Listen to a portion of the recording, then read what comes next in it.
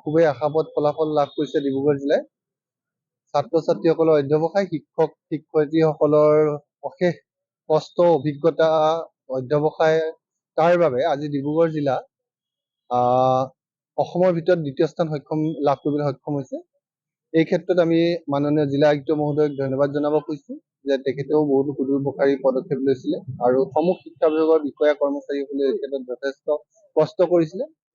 তাৰ বাবে 2023 চনত ডিব্ৰুগড় জিলাৰ স্থান আছিলে 28 সংখ্যক, 2024 চনত 22 সংখ্যক স্থান অধিকাৰ লাভ কৰিবলৈ সক্ষম হৈছিলে আৰু 2025ত অতি গৌৰৱেৰে জনাব খুজিছো আজিৰ তাৰিখত ডিব্ৰুগড় জিলাৰ স্থান অসম ভিত্তিত দ্বিতীয় আৰু উত্তীৰ্ণ হাৰ 81.1% আৰু ই খুবেই আমাৰ ডিব্ৰুগড় জিলাৰ শৈক্ষিক বাতাবৰণৰ কাৰণে খুবেই এক আশাপ্ৰদ কথা।